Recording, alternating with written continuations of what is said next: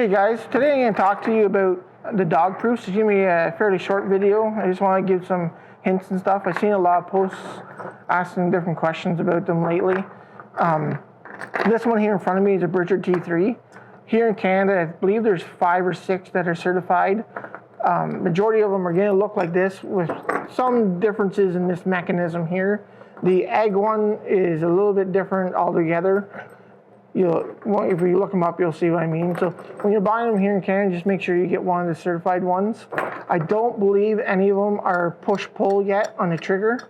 They're all pull-style traps.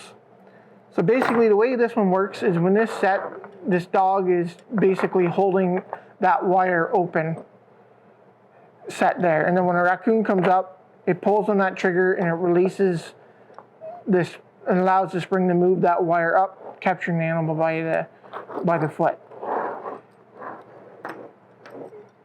This one in particular, it does have a stake that comes with it. It rotates in 1, 2, 3 different locations. Plus there's an optional 4th rotation depending on how you decide to anchor your trap. Very important to have swiveling action on any body holding trap. It helps prevent injury to the animal. So from there, basically the first tip I'm going to have is surrounding this actual stake. If you're in unfrozen ground, the stake will work perfectly fine, but if your ground's in freezing conditions, first of all, it can be hard to get in the ground. Second of all, if you have it in there and then it freezes, it can be really hard to get out. And then what happens is you catch a raccoon and then it doesn't have any chance to swivel because all these are basically, it's frozen, right? So you're losing all your swiveling action. The next part about it too is when you use that stake, it's on the ground. When you elevate these a bit, not much, you're going to lose basically your skunk, a lot of your skunk catches. You're experiencing that just by having it elevated a tiny bit. Whenever you can help avoid non-targets, especially skunks, is something I highly recommend. And that way, just because especially skunks, they don't really like to reach into things that are up higher. They kind of sniff along the ground and they'll dig and paw at the ground type thing.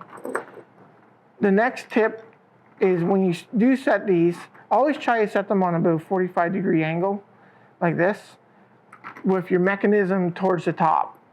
Don't put your mechanism towards the bottom, and we'll get to that later on.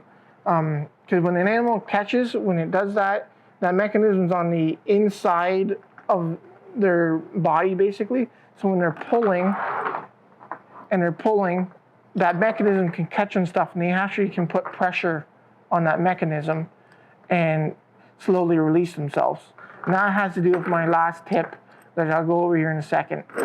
The next tip is you can actually buy caps that go on the end of these, or if you want, you can use golf balls or something similar to that size that kind of just covers the top.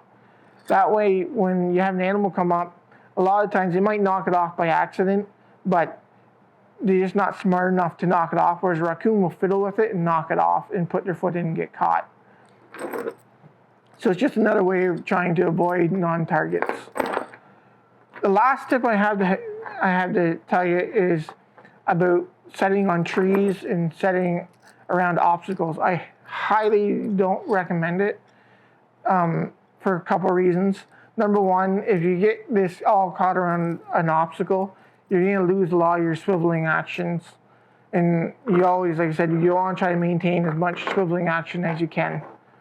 The next part is if you do catch a raccoon and it does have this on its foot, and send my arm's a tree, when it tightens up and starts pulling around the tree, it's going to put pressure right there, and you're going to release, your raccoon's going to release itself slowly. It might take a few times, but eventually its foot will wiggle loose and out of there, just because every time it's putting pressure there, it's opening up your trap mechanism. I'm going to demonstrate that with this one here. So I'll go set it up. What I did was I just put a rope in there, and I'll show you kind of how that happens. Because like I said, there's a lot of posts about people wondering why they lose raccoons when they're with these things. If they're and the first thing you see is they're attached to a tree. So anyway, I'll set that up and I'll show you that. So this is kind of my setup I made up. Imagine the orange or the yellow post is a tree, and the yellow rope is the raccoon's leg or foot that goes in the trap. And this is exactly kind of what happens. Now it's going to be pretty easy with the rope, but it, as you can see, it's fairly simple. So that's why I don't recommend setting them near or on trees or around obstacles where that can potentially happen. Thanks.